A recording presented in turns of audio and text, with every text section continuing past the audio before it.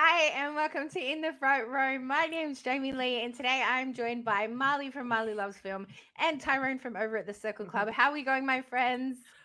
Fantastic. Beautiful, beautiful Saturday here on East Coast of the United States. How about yourself, Marley? Doing just fantastic as well here on the west side of the United States. West. Oh wait, hold on. West. Throwing up East gang side. sign. Yeah. I was gonna do a sign, and then I was like, I don't know what I'm You're doing. down We're under. doing A. Put your and A. finger, yeah. Put your fingers down, girl. Put them And away. A. Yeah. You're in the Australia.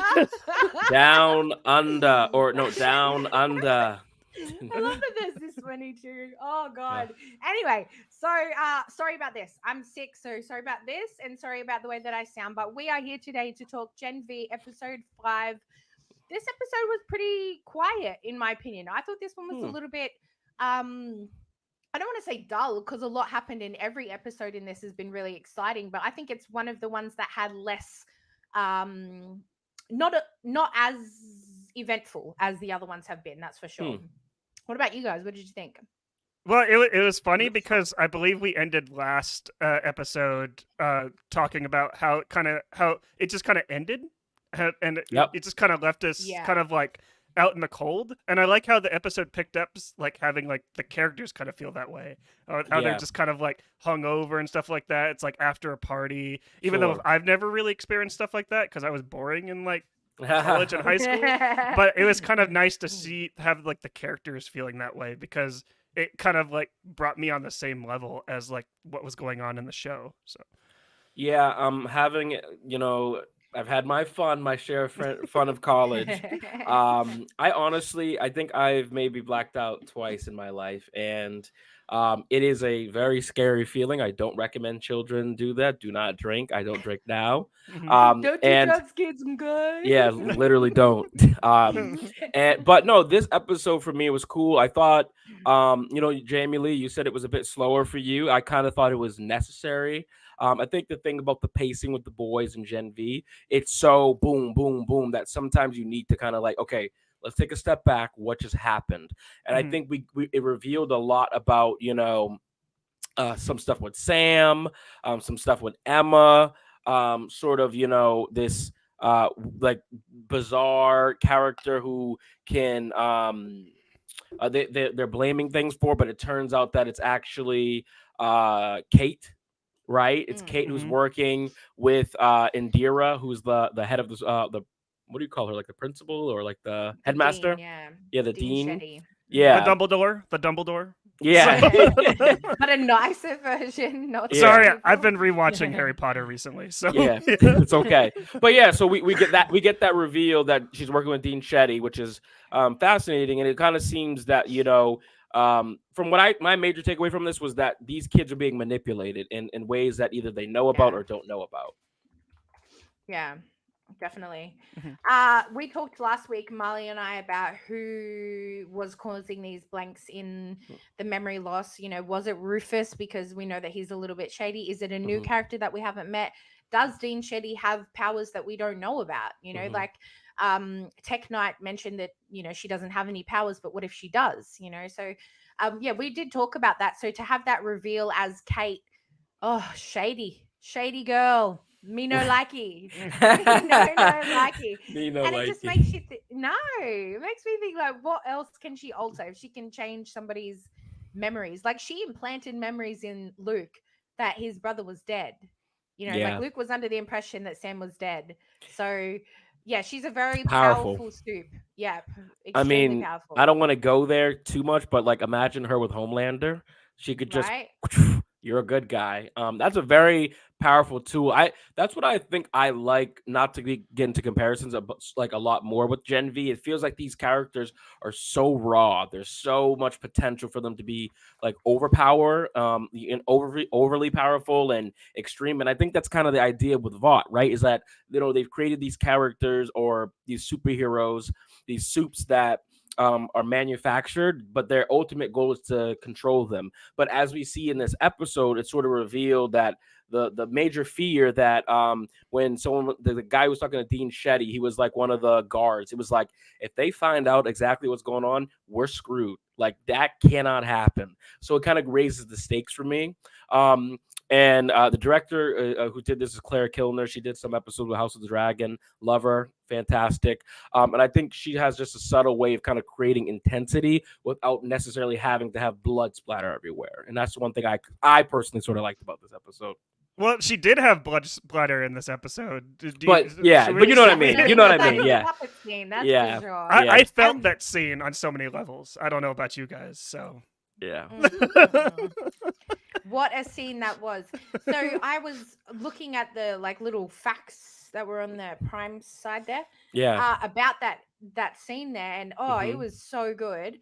The puppets were on strings, but the Sam's puppet was actually held. So the actual puppeteer could grab and rip and tear and all of those gory things that we got to see that were very intense. That was because there was like an actual human doing those movements, and that's why I think it felt so gritty and it was authentic. A great scene. Yes, I totally loved that. And Emma's cute little voice chiming in, like, Sam, you shouldn't be doing this, like, Sam, like trying to be that voice of reason for him.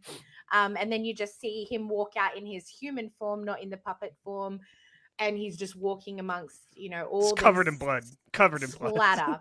You walk out and there's one hanging from a chopper, and you just see the guts hanging down, and it was intense, and it was such a great scene. I thought it was so perfect, and just how he walked off through the bushes, like, amazing. So good. I like that scene so much too, but also like on a completely another level, just because the boys, we've come to know the boys to be like this type of show, like graphic violence and just kind of like over the top. I like how like specifically with this episode, Amazon was just probably just like, you know what, we're all about guts and gore for the show, but this is a little too much, so let's go puppeteers. So it's just like, that's what I thought. It was clever. It was a clever way to go about it, and that's what I mean about like I was saying about Claire, is that there's this sort of subtle way to kind of be aggressive. There is blood, of course, but it's like it's not quite what you expected. It sort of flipped our expectations on its head a bit. What did you all think about what's this guy's name, Cordosa, and talking about like there's a virus meant to create Marie's power. There obviously is something about her that is threatening, or like they really want to control. What do you think their ultimate sort of goal is with Marie? I'm a little bit confused as to why they're going for Marie. I mean, I get her powers are super good, but at the same time, look how impactful Kate is. Right. Kate can manipulate anybody just through touch. And so I think, why would they not go for somebody like Kate or somebody like Rufus, who has mind control, compared to somebody who can control blood? But then we've never seen a Supe before that has the power to save. So we've seen her literally save a life, not just take one. True. So maybe that's a big factor. But I'm so curious as to what Dean Shetty's motive is in general. Like, they're creating a virus to control Supes, but is that purely a greed thing? Does she want to sell that? Or does she have some sort of personal vendetta? They've mentioned before about her, or I think she mentioned through the counseling sessions with Marie that she's lost a child, or she had a daughter, or something along them lines. So I think, like, has something happened to her child or something? I'm not quite sure, but her motives are very unclear. Sure. And I hope that it does link into the main, the boys, and link up with that somehow, maybe. What are your thoughts on that, Marley? Yeah, I think it's all pretty interesting. And I do think that the Dean, like, the reason why she's so focused on Marie is that everyone has like blood, and like, it can be connected.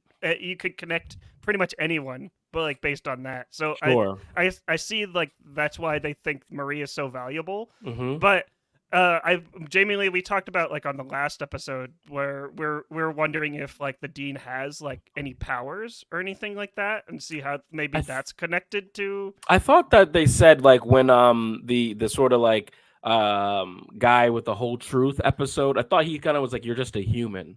Is that not what he said? Yeah, Tech So, Knight. He did say that so she do you didn't have think? any powers. Yeah. Yeah. So do you all think maybe like there is some sort of secret power she potentially has? Well, Maybe. they. I think her s- power is the fact that she has power without superpowers. Right. Like Yeah. she manipulated him into getting her way through evidence, and Hmm. she's manipulating Kate into getting her way through emotional manipulation, I guess, saying, oh, you're doing the right thing and you've got a gift and, Yeah. talking all this smack. So I think she's got a power without having a superpower. One thing that kind of came to my mind with it is like Emma. So we saw how Emma like had the ability to grow, right? Which was kind of new. We didn't realize that. We thought she could just get small. I'm wondering if there's something about Marie's abilities that we haven't quite seen yet. Maybe there's some sort of awakening. So there's something that she can do. Maybe she can bring people back from the dead. Maybe she can sort of like do some sort of blood transfusion, or as you said, Jamie Lee, to help people in a different way that other Supes, because you think about it with other superheroes, a lot of time it's about they have to get there on time, they have to stop the villain. But with this, it's like even if you don't get there in time, maybe Marie's abilities can kind of help bring them back to life or kickstart that, or maybe even find disease. There has to be something there. But yeah, the motives are pretty unclear, and I hope that we do get to find that out. And if it links to the boys, ultimately, it is what it is. But I think it'd be nice to kind of get some sort of satisfying conclusion with this series. Yeah, 100%. I am loving the characters. The relationship between Emma and Sam is my favorite one. Mm-hmm. Marie and Jordan is beautiful, seeing them connect up as well. But the actors in this are just incredible. I could eat them up. Yeah, they're all amazing. Specifically, yeah, Emma and Sam. Just the little looks, her pouty eyes, and she looks up like, should I be alone with you? Like, Right. they're beautiful. They're absolutely beautiful. And even though this was a little bit Slower. this episode was a bit slower. Yeah, that's the right word I'm looking for. Thank you. So I guess we could call it like a filler episode in a way. Like it's like a filler, but there was information to progress the plot, like to kind of let us know. So that's why I hesitate to call it that. But like, I get what you mean. Yeah. And it was a great way to develop those characters even further. So even though their memories have been wiped, Emma still has this longingness, I guess you could say, to want to help. She wants to help Sam. She knows something. They can't piece things together, but she knows that his heart's in the right place. So Sure. I'm loving seeing the characters develop as each week goes along. What about you guys? What do you think of all the relationships so far? I'm liking them. I'm liking them too. I'm loving Jordan and Marie and seeing where that like relationship is going. It seems like they're like I mentioned like in the first episode, it would be very interesting to see where they take like this kind of like I don't want to like sound insensitive, but it's trans superpower, I guess. Yeah. But it'll be interesting to see like where they're going with that, and I'm loving everything that they're doing like so far with it. And how Marie is kind of like afraid to like show like how she feels about Jordan, but she actually really like likes Jordan. And yeah, I'm hoping like in the next episode we'll get like a like they'll explore that even more and be like maybe Marie will start to open up and kind of like tell people. So yeah, again, going back to like what I was saying about Emma having this sort of like superhero awakening, I wonder if Jordan's ability isn't necessarily about gender bending, but more so about shape shifting of some sort. That we'll get to see down the line. I think the thing about when we talked about with our trailer reaction originally, we were talking about how this is a coming of age. It's like them kind of coming into who they are as adults, right, in adulthood. And so like I think it may be interesting to see if that sort of takes fruition, where we start to see their powers take this next step. But I agree, Marley. I really love their relationship. I like that it's also sort of that like classic cliche of like they kind of butted heads in the beginning, but now they're kind of like starting to feel like there's some friendship there, and like and it's nice too to kind of like hear Sam or not, excuse me, not Sam, Jordan make that sort of jump with Marie to be like, hey, maybe I was kind of, yeah, exactly. I kind of, I maybe cool. I jumped the gun a little bit there. rather than having be this back and forth thing, because I think that's how humanity is, right? And I think that's what The Boys does so well with these relationships, the conversations. It feels real, it feels authentic. A classic enemy to lovers type story. So yeah. I think it's really good too to address the gender aspect to it all, as Marley was saying, because when she was sitting there talking, Jordan was talking to Maverick, which Tyrone we mentioned last week is actually Translucent's son, which is very exciting. That links in with The Boys as well, so that's great. And she was talking to him and saying, about her previous girlfriends, and saying that she thinks that Marie likes boy Jordan. So hearing her talk about what she thinks Marie wants, and then Maverick was like, well, have you asked her what she wants? And she's like, right, no, I haven't. Right. So she's just assuming that she is same sex when Marie might be into women. Right. That hasn't really been explored yet. Right. So yeah, it's gonna be interesting to see how that comes about. Back onto relationships, we've talked a little bit about Luke, Andre, and Kate. And I think their relationship, I think at the end, that final scene that we got with Andre and Kate was magnificent. I thought it was perfect when he called her a fucking monster. Just that emotion and the tear. I think it was a perfect ending, and it really sums up how broken their friendship is going to be now. That's why I had, and the episode was called Welcome to the Monster Club. That's why I hesitate to call this like a slow or filler episode. I think it just wasn't as action packed as what I don't think it. There definitely was a lot that happened, right? And that final scene is just like, oh, gut wrenching, because it's like you've lost your best friend. You thought you had this connection with this person. Now you're like, I can't even trust this person. I can't trust my father. He's kind of in this like I'm on my own sort of mindset right now. And even just the fact that like he gets wiped and he's at basically like a McDonald's or something like that, and he's like, God damn it, like those little moments. He clearly is just very frustrated. He's confused who he is, what he wants to be, what he wants to stand for. And that stinks. And I mean, I hope that him and Kate can kind of reconcile, and he maybe realizes that her intentions were good, but I mean, he's just dealing with a lot of pain right now. I feel bad for him, Andre. Same. Yeah, Andre's gone through a lot. Sorry, go ahead, Jamie Lee. Just drinking some water. That's what I was gonna say. Same thing. Yeah, both of us are a little bit on the sick side. Yeah. Yeah, same thing. I feel really sad for him. He's really stuck. And it just makes you think how much more has Kate lied about in their past, Right. Like, she's lying about this, but how much has she manipulated to get what she wants from people? That's what I was thinking about. So like how Andre's father, like 2 episodes ago, it's kind of revealed that his dad is in on all this, and he didn't realize that. He thought his dad was this honorable man, and everyone talks about him and stuff. And for him to realize, oh, my dad's in this shady business, this shady practice. And now that Kate's done that, it's kind of like, well, as you said, like what was real, what wasn't real. It's tough. It's a very tough position for him. Do you all think that he's gonna sort of still try to have that friendship with Marie and Jordan, or do you think he's gonna just distance himself going forward? No, I think they'll all come together. I think the next episode, we'll probably get like a distance episode with Andre, of him kind of like working through a lot of stuff, just because, as we mentioned, like he's gone through like a lot like so far, like this season.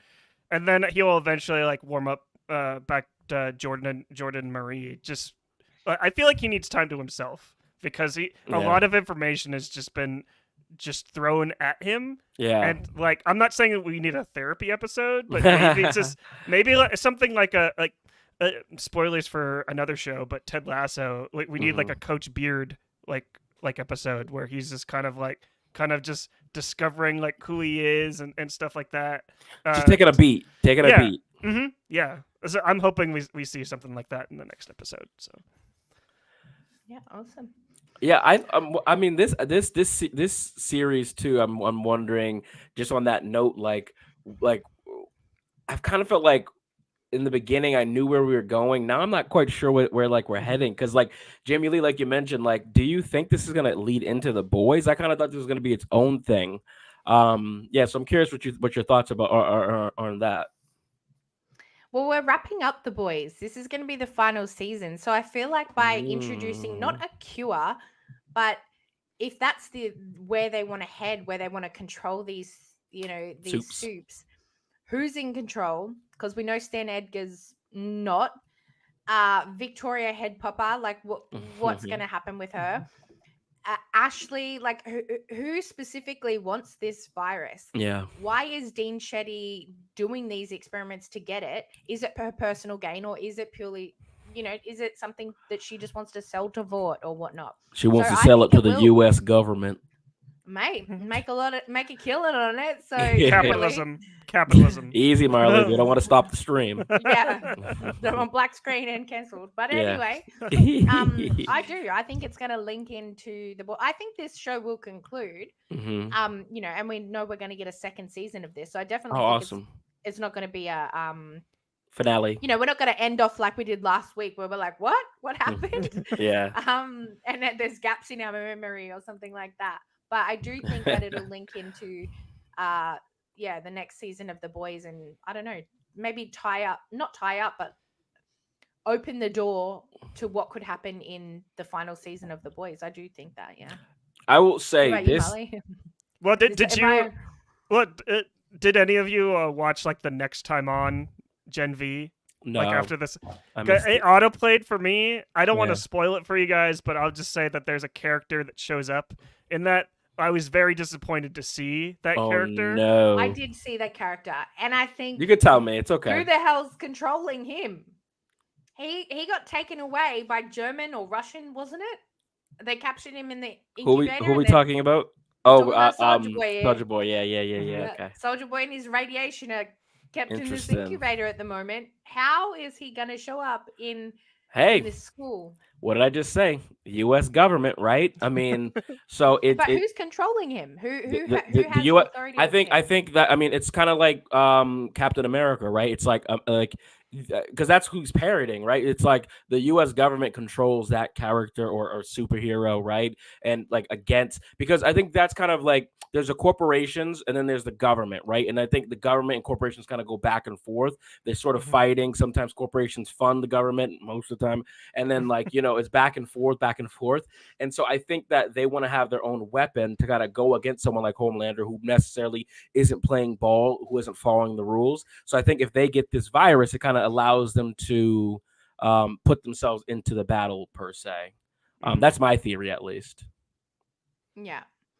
I was just very disappointed. I don't really have a theory on that. I don't usually have theories for like shows like this, but I was very disappointed seeing that, just because that would have been like a really like bomb drop to have like in like episode 6 to just like Soldier Boy's here and but I don't know. I was still a bomb drop for me because it is.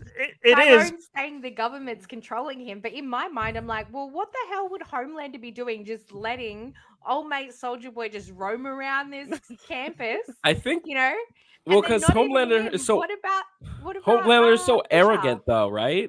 So like he doesn't even think that he's a threat. That's the problem. I don't know. What if Homelander just watched Tech Night show? It was just like, there's something going on over here. It's like... We need to check out this whole school. Right. That's why I'm like, I feel like Homelander, like it's so low on the radar for him, that he's like, ain't worried about that. Like these are a bunch of children over there. I'm fucking Homelander. He's got a bunch of children that he's trying to father at the moment. Like if he's fathering Ryan, why would he want somebody like Soldier Boy roaming around to do what? I don't know.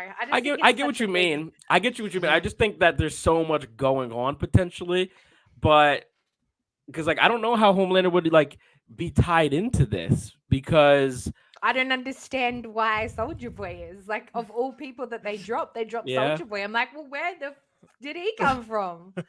Like he's supposed to be in an incubator, mate. No, yeah, totally. I like the only thing that I can really truly think would make sense is that they see Homelander as a threat that's out of control, and they need to find a way. Like, that's what we do. I don't know what you all do down under, but in America, when someone gets too much power, you gotta reel them in, because then you don't like, they just, it's rogue, right? And so Homelander has basically gone so rogue at this point that they need something to combat them, and that's kind of what Billy Butcher's idea was, wasn't it? It's to like to use Soldier Boy. So if the government or Vought 2.0 or whoever, I mean, it could be Ashley for all we know, right? Like, is looking to kind of neutralize him, to have this virus plus Soldier Boy, that would be a pretty compelling sort of next season for the boys. Right or no? Yes, maybe so. Fuck. Yeah. Yep. I don't know. Oh, I was good. Yeah, that would be totally compelling. Like, I would love to see something like that. Just like all these other Supes just kind of reeling in Homelander. I think that would be like really interesting. But why is Soldier Boy there? I'm just like, yeah. Been there, done that. Took 3 years and he still got up. So yeah. She just loves her villains. That's all. That's all. She doesn't want to see Homelander go down. That's what this is about. Only on me. Oh God. Oh Lord. Shit. Whoa. Time to end the street. No. All right. It's time for In the Front Row After Dark. I'm sick. Can I blame the drugs? Yeah. Anyway, so yeah, this was a really good episode.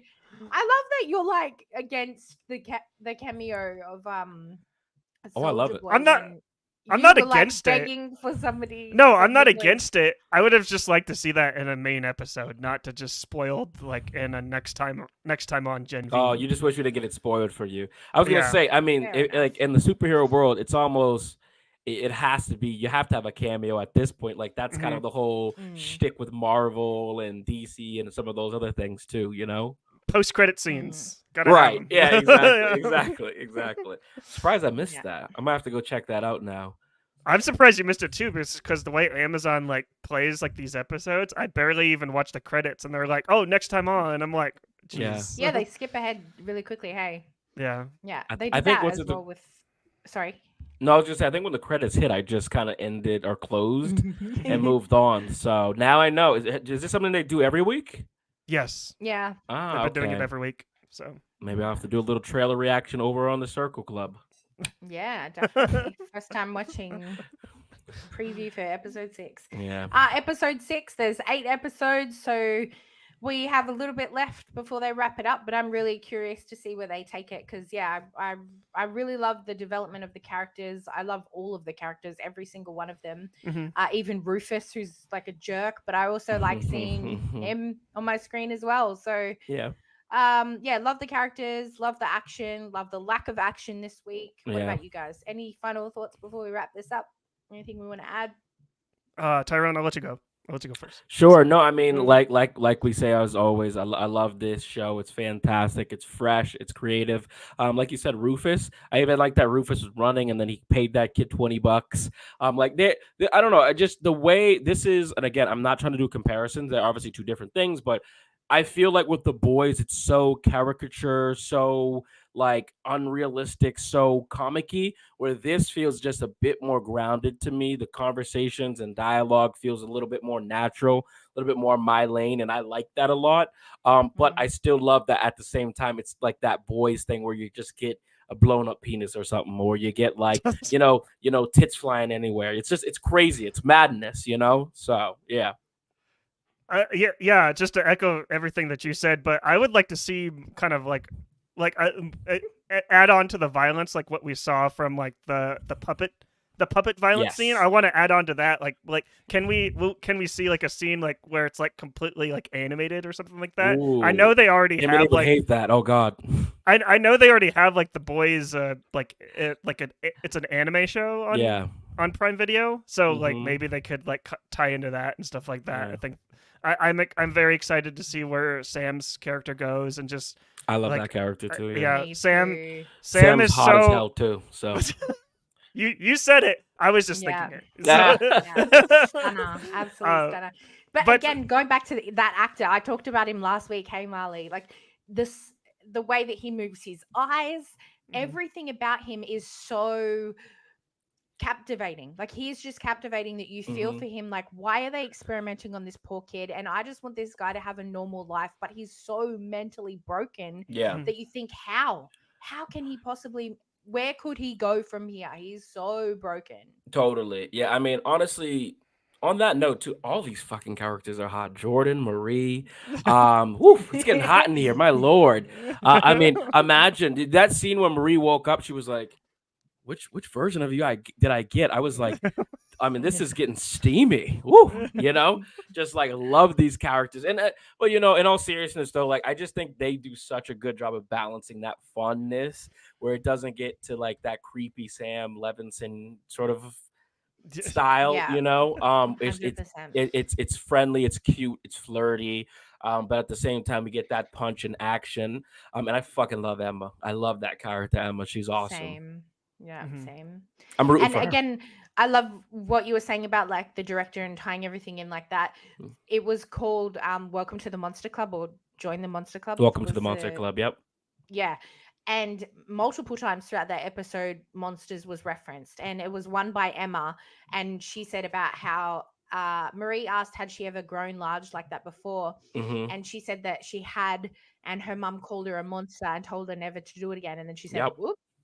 And again, that goes back to like body image and body positivity, about like people saying like, you can't be obese, you can't be large, and you can't be anorexic. Like there's so many standards. So that the fact that they touch on that serious issue is quite good. And then obviously we mentioned at the end there, that final line where he's like, you're a fucking monster. It was absolutely perfect. So the fact that they tied all that in with the title was really clever too.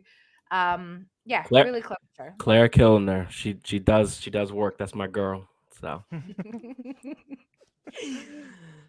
alrighty. Anything else, Marley? All right. On a scale of 1 to 10, Marley, who's the hottest character? Well, Sam, obviously, because I love broken characters. You like broken men. Yeah, broken men. You like to do the breaking. Yes. I like breaking a man. I mean, what? What? Oh, just imagine a night with Jordan. Oh, Lord. Wow. That's going to get steamy up in here. It's going to... And Jamie Lee, we know you can't stop thinking about whoever turns into the villain. So where's Homelander at, yo? Was Homelander in this? Surely we can include him. But the statue will work plenty, right?